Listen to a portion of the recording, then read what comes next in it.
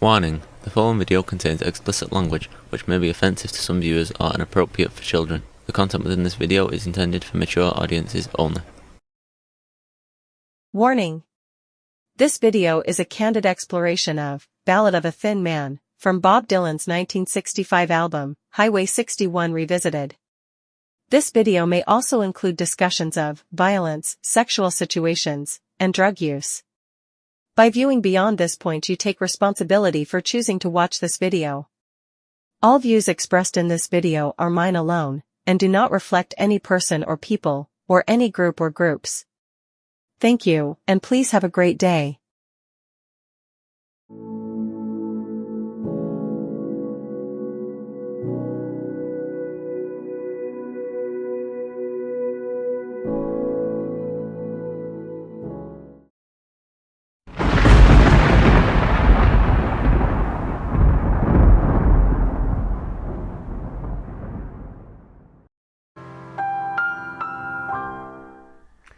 Hello and welcome to this video. I hope everyone's doing well, I hope everyone's having fun, and I hope the universe is treating you fairly.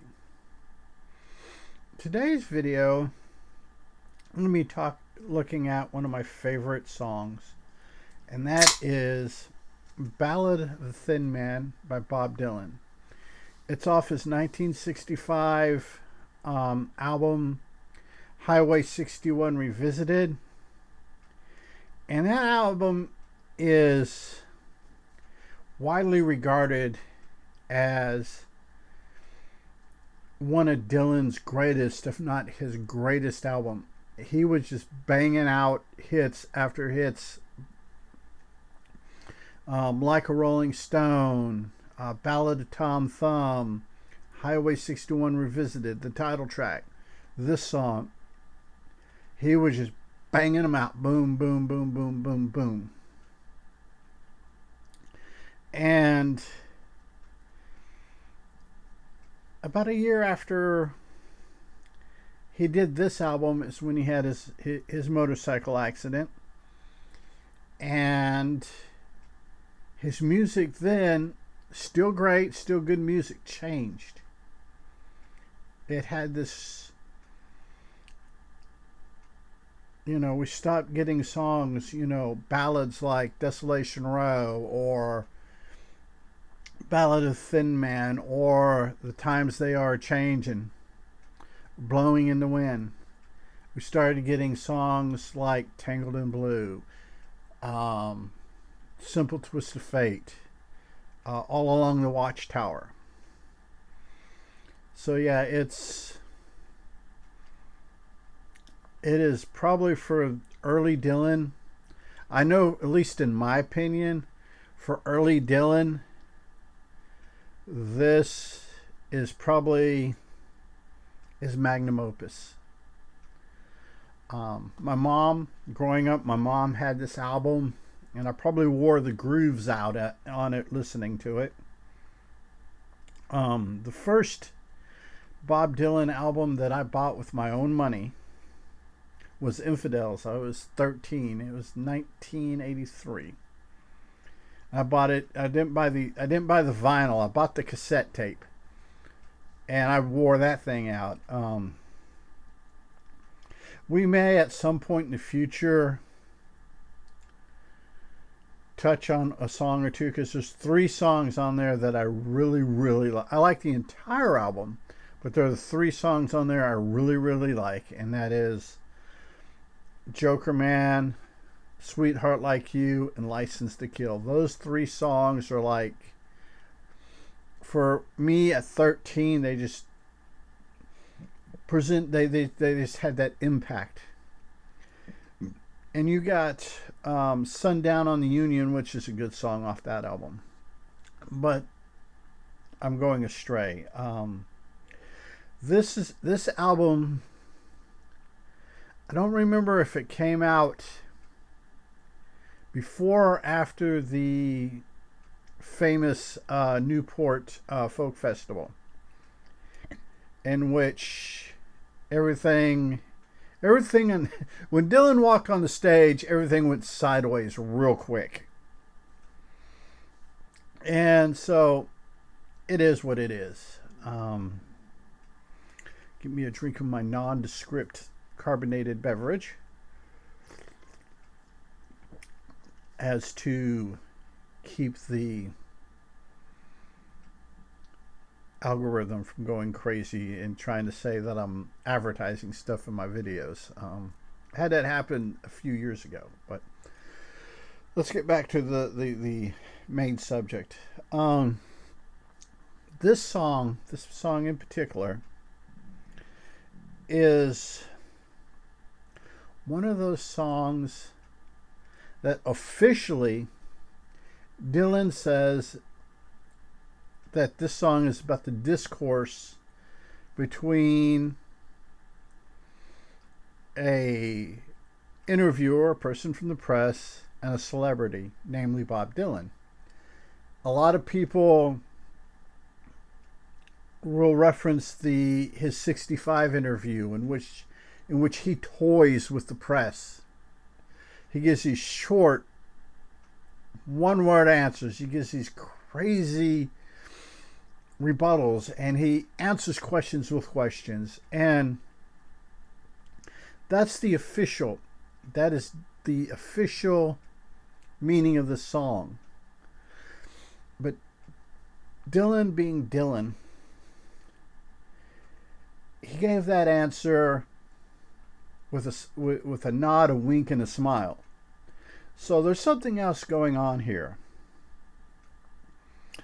And most people don't know what it is. I recently rewatched the movie I'm Not There. Great movie. Christian Bale, Cate Blanchett, Henry Cavill, Richard Gere. Just an over-the-top movie. I think I did a video on it a few weeks back. There's a segment in there in which this song is featured. It's not Dylan singing it, it's a cover, but this song is featured. And the way they lean into the song, into the double meaning, got me to thinking. So, this is kind of my take on the double meaning. We're going to explore the lyrics. Some of them I don't have, I'm going to be honest, some of the lyrics I don't have answers for. Some of them I do. And we're just going to have to put together. And if you have any ideas, comments, feelings, feel free to respectively put them in the comments below. So, without further ado, let me get the stuff pulled up. And let's do this.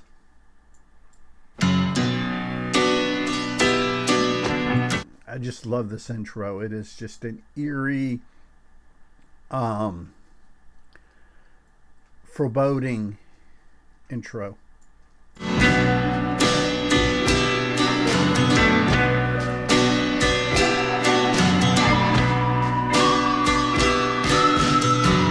You walk into the room with your pencil in your hand.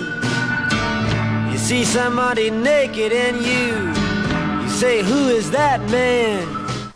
Now, this part of the lyric of the first verse, this first 4 lines, you have, this is where we set up our double entendre, our double meaning. Is you walk into a room with your pencil in your hand, you see somebody naked, you say, "Who is that man?" You can look at it as a reporter going in to interview somebody who's up and coming, not widely known, doesn't have a big following, and he's asking, "Who is this guy? Who is this person?" And the pencil in his hand, he's getting ready, it's before digital stuff. He's making his little notes. But on the flip side of that, you can look at it the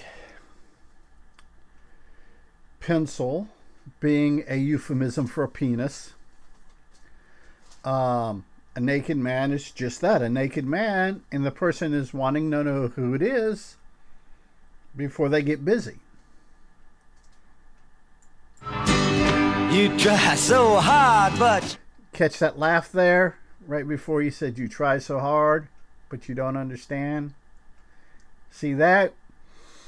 And they play into that hard in the movie I'm Not There. Don't understand just what you will say when you get home. Now, you try so hard, but you don't understand just what you'll say when you get home. Obviously, on the interview part of the side of the meaning is he's not sure how this interview went, what's going on, how he's going to write it up. Home could be a euphemism for the office or wherever he works, his workstation, and writing the article. But this also could be who's a man who's married, has kids, has this whole happy, idyllic, Leave It to Beaver facade that everyone sees, but he's this depraved sex fiend, behind the scenes, and he's got to come up with something to tell his wife and kids where he's at, what he was doing. Because something is happening here, but you don't know what it is. Do you, Mr. Jones? And now we don't know who Mr. Jones is. Mr. Jones in the film is the reporter. In fact, they lean into it and call the character in the film Mr. Jones. But like I said, mind you, this is 1965. Mr. Jones is this, what at that time would be perceived as a perverted sex fiend, which we would just call somebody has a kink today. And he doesn't know why he's doing it. He can't figure out why he has these urges, why he has this thing. So he doesn't know what's going on. And he's being asked, you don't know what's going on, do you? And whoever's asking Mr. Jones this question's got this, I picture them in my brain with this big shit-eating grin on their face.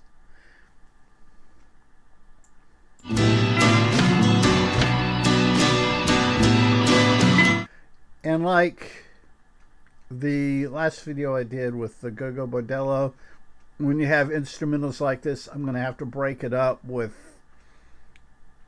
pausing and talking. You raise up your head and you ask, is this where it is? And somebody points to you and says, it's his. And you say, what's mine? And now, these 4 lines could be interesting. He could be, on the interview side, raising up your head is kind of looking at the person they're interviewing. The question, is this where it is? Is your music or whatever he's discussing, is this the thing? Is this the scene? And somebody is pointing at the interview going, it's his music, it's his. Or the person can be responding to the interviewer going, no, this is it is. It's his thing.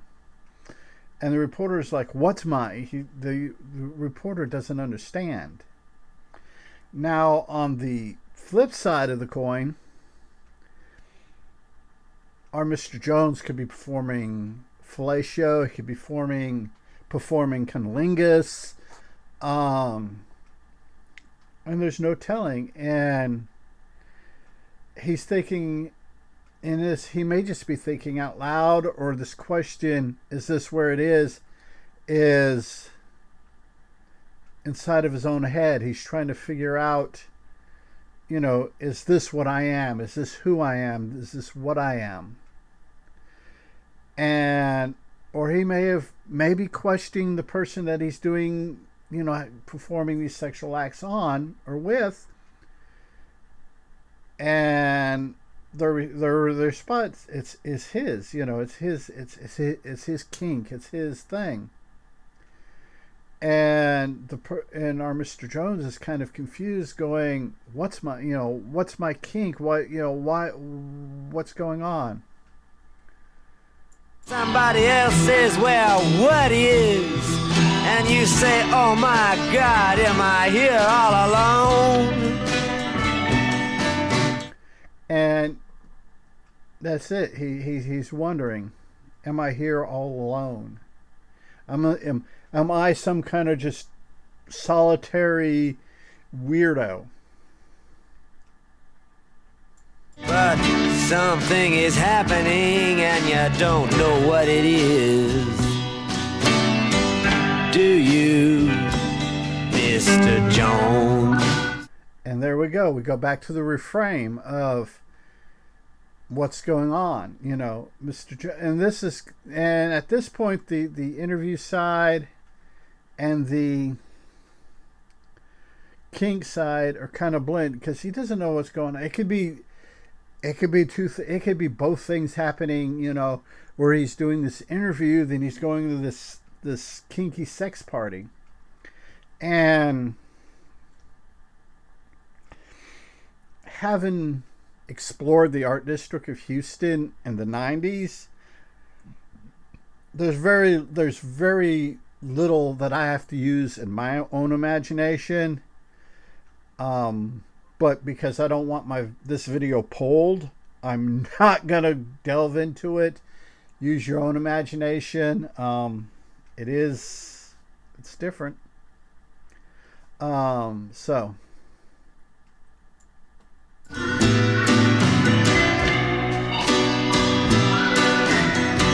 yeah, we got gotta break that music up for the copyright algorithm gods. You hand in your ticket and you go watch the geek, who immediately walks up to you when he hears you speak. See, now these 4 lines: get a ticket, private party, special invite. You go and watch the geek. Who's the geek? Don't know. It could be a submissive, it could be a dominant, or in more modern terms, a top or a bottom.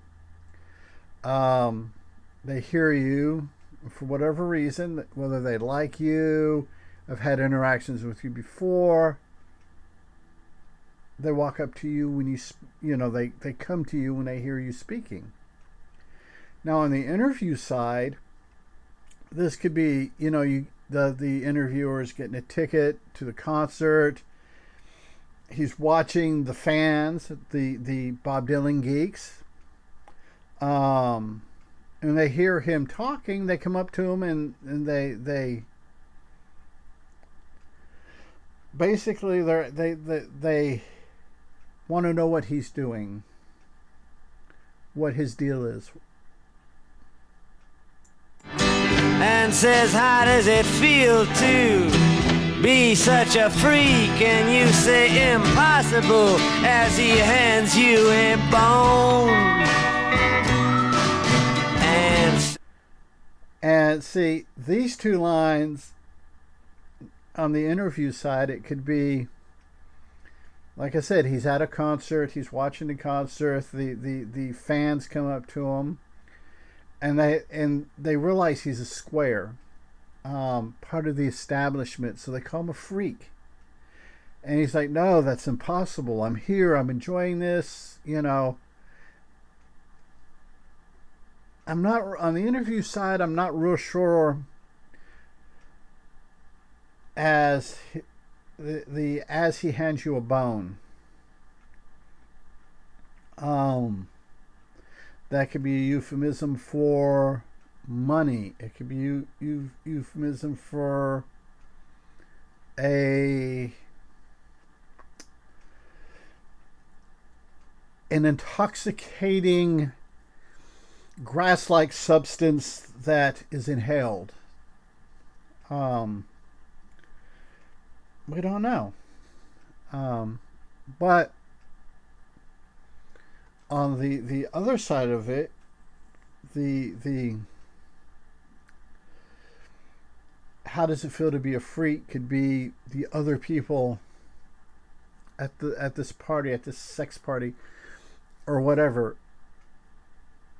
You know, it's, you know, welcome him in, and he's not come to terms with it. He hasn't accepted it, and he's saying, no, this is impossible. I'm doing this, but I'm not like this. And it says, and he hands you a bone could possibly be a euphemism for an erect penis. He just kind of slaps it in his hand. Then we go into our refrain. Something is happening here, but you don't know what it is. Do you, Mr. Jones? And this, you know, this is a rhetorical question that happens throughout the thing. Maybe Mr. Jones isn't come to terms with his sexuality, hasn't come to terms with his sexual kinks. You know, you don't know.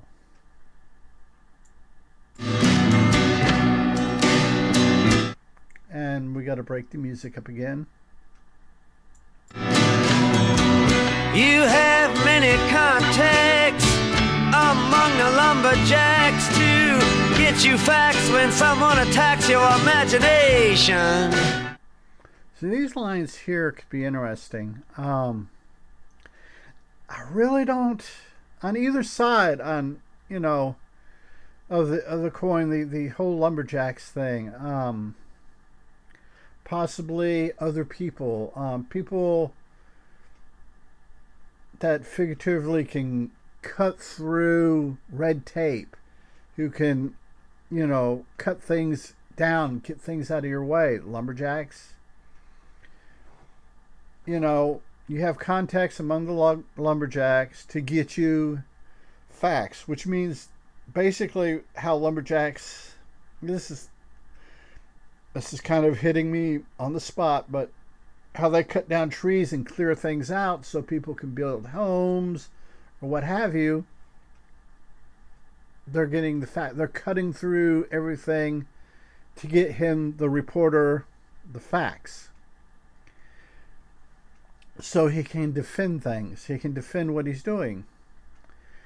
And on the other side of it, lumberjacks, I mean, depending on what his kink is, depending on what's going on, you know, there's 100,000, on this side there's 100,000 things, and maybe they're helping him come to terms, giving him the facts about that you have these hang-ups, or not really hang-ups, you have these longings, these urges, but they're not bad. As long as you know, don't let it dominate your life. And when somebody attacks you, they're giving you the facts that to reassure you, so you can let your imagination, you know, your sexual fantasies go and grow, what have you.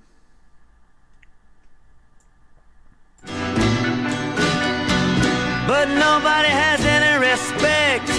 Anyway, they already expect you to. Now, this on the interview side can be the person being interviewed has no respect for the interviewer, or vice versa. There's, you know, that line. Now, on the other side, that line could be that if the secret got out, if the secret, you know, you would be, no one would respect you if they found out what you were doing behind closed doors. Give a check to tax deductible charity organization. And anyway, they already expect you to give a check to a tax deductible charity organization. Now, on the interview side, the interviewer could be somebody, you know, a Walter Cronkite level person who society expects that you're going to be charity minded. You're going to do all these good things with your money. Also could mean that you're laundering money through tax deductible charities, because the way he says it, the way he sings it is tax deductible charity organization. It's like maybe they're a front. Maybe it's where the rich launder their money from their, you know, their dubious affairs. Or that may be just the front for getting the ticket, which was mentioned earlier in the song, for the sex parties or what have you.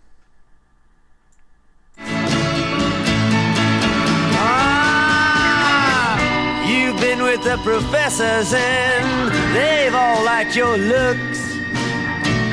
With great lawyers you have discussed lepers and crooks. Now this is an interesting thing, because your profession, maybe other people in your profession have these hang-ups. Maybe it's all, you know, behind closed doors. Everyone is, you know, kind of like an eyes wide shut thing. The person that they're singing about has really good looks, and people of all gender identifications are attracted to him. You never know. And you've talked with great lawyers, you've discussed lepers and crooks.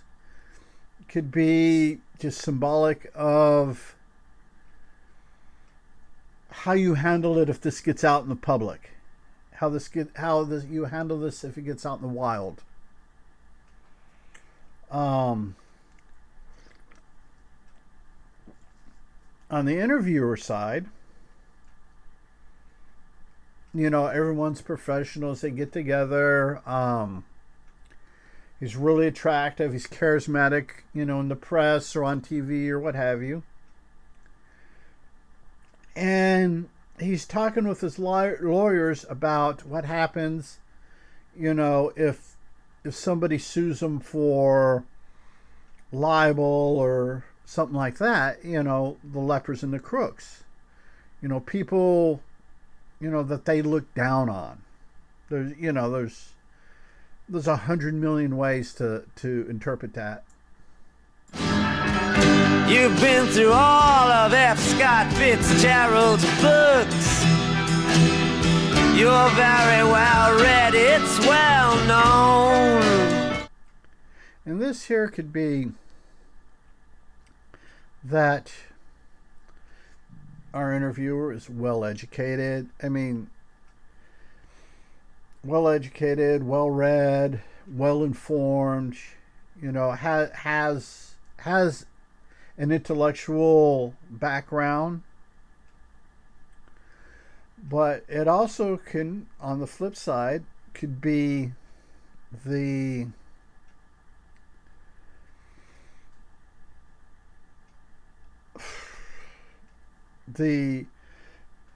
I can't remember let me see. There was a study, I think it was done by the Kinsey Institute a number of years back, like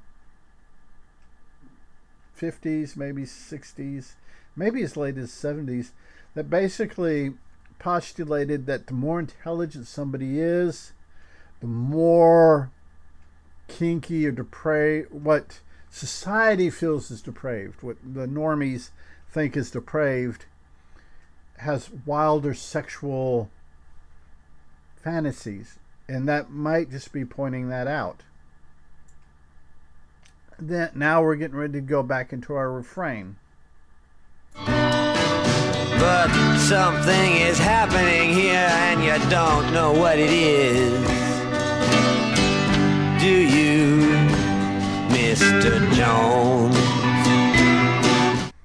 On a side note on this, I don't know how many people out there's read Grant Morrison's Doom Patrol comics, but I have a feeling, just the way he does in the comics, not TV show, but in the comics, the Bureau of Normalcy, I think the double entendre in this song kind of influenced how Morrison portrayed him. And if I remember correctly, it's been a while since I've read my copy of the Omnibus. It's like yay thick. It's like a good 3.5, 4 inches thick. That I believe the head of the Bureau in the comics is named Mr. Jones. Well, the sword swallower, he comes up to you and then he kneels. He crosses himself and then he clicks his high heels. Now these lines on the interviewer side, I have nothing. I'll be honest, I have nothing. But on the other side of the coin, sword swallower, doesn't take imagination to tell you what that is. We know it's male because he says he comes up to you, then he kneels. So he's coming up, kneeling, possibly to perform fellatio. It says he crosses himself. He does the like that. He clicks his high heels, which could be that this particular person is a drag queen or trans. And the reason why my interpretation is the reason why he doesn't use she, because in 1965 the trans community was not as open as it is in 2025. So that it may be Dylan's way of portraying, like I said, a trans person or just simply a drag queen or something of that nature. And without further notice, he asks you how it feels. And he says, here is your throat back. Thanks for the loan. Now, like I said, I also have nothing for this on the interviewer side. Nothing at all. But the without further notice, he asks you how it feels. Could be he wants a critique on his ability to perform fellatio. There's no telling. Here's your throat back. Thanks for the loan. That could mean that he's done with the person has reached fulfillment, and the guy's letting him know that, you know, you're done, I'm done. Now it's your turn to do me. There's I mean, that is kind of interesting. Now, once again, we're going back into the refrain, and like I said, my interpretation on the Kink side is that Mr. Jones is still coming to terms with who and what he is. And you know something is happening, but you don't know what it is. Do you, Mr. Jones? Yeah, that's just, you know, that's just some great storytelling, some great double entendre. I did a video a few years back on how, because of censorship and stuff, you had to hide things like drug use, sex, and things like that. You had to hide it, and this song, in my opinion, is just one of those moments, one of those things that just it's there. It's great. Now you see this one-eyed midget shouting the word now, and you say, for what reason? And he says, how? Now, on the interview side of this, a one-eyed midget could be a camera lens, referring to a short camera lens, taking pictures, and the person taking the pictures wants a particular reason, wants you to have your picture taken now, and the person being interviewed is replying, why, what, for what reason, why do you want to take my picture? And the photographer is saying, how am I going to do my job? How am I going to do? Now, on the kink side of the thing, it doesn't take a lot of imagination to figure out what a one-eyed midget is. And this is a conversation between a man and his own penis, maybe, or another man's penis. It's kind of interesting. And you say, what does this mean? And he screams back, you're a cow.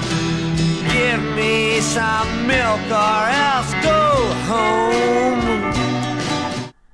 To me, that whole exchange,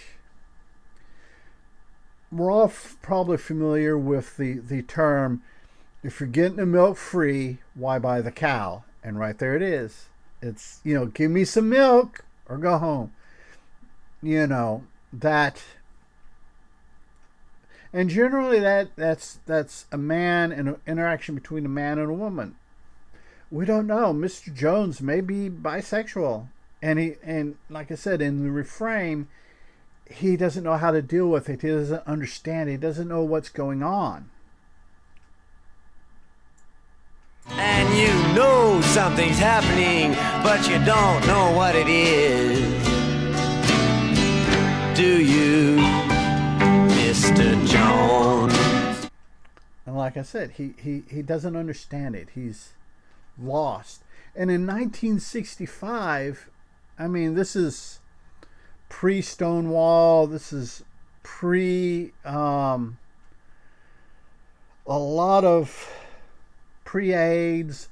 This is there's a lot of things now that we take for granted, with people being open about their sexuality, being open about their gender, being open about their sexual preference.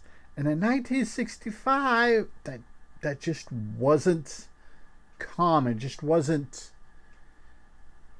Everything was closeted, to pull a cliche.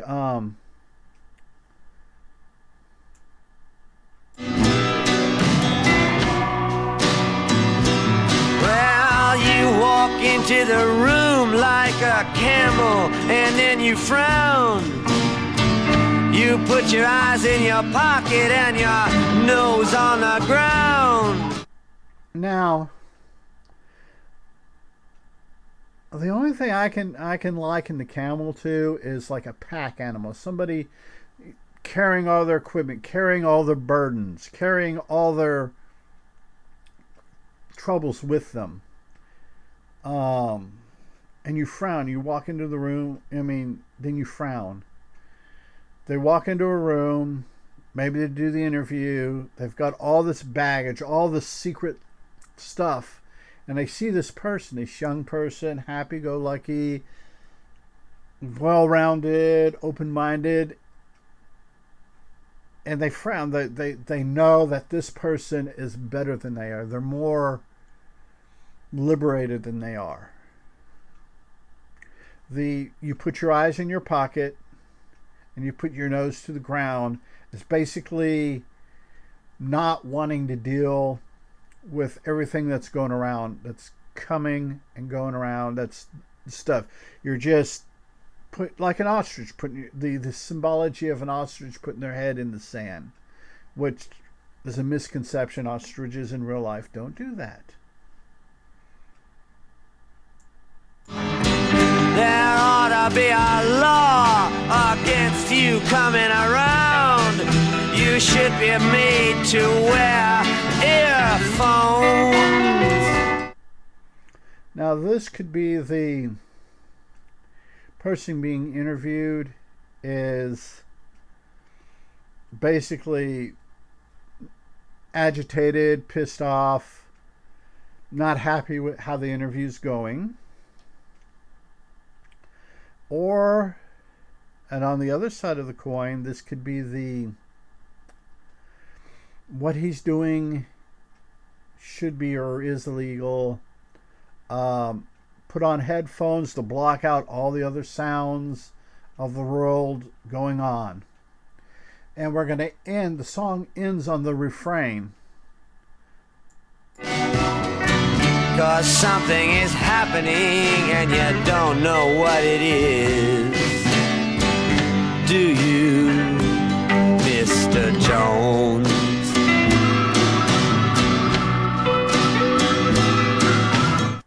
Like I said, Mr. Jones doesn't know what's going on. In the interviewing world, things are changing so fast from, the June Cleaver, Leave It to Beaver motif to the Woodstock and free love aspect. Or, like I said, Mr. Jones. I've said it repeatedly. Mr. Jones is not dealing very well with his sexual tastes, his proclivities.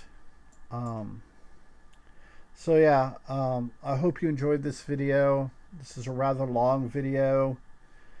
So let me know in the comments tastefully what you think, how you think, what your interpretation of this song is. And go out and watch A Complete Unknown and I'm Not There. It doesn't matter the order you watch them in, but they're both excellent movies. The I'm Not There highlights the song and leans into the kink aspect of the song. So check it out if you want to. So until next time, be a good human. Be good to other humans. Peace. Hey, it's 10 p.m. Do you know where your children are?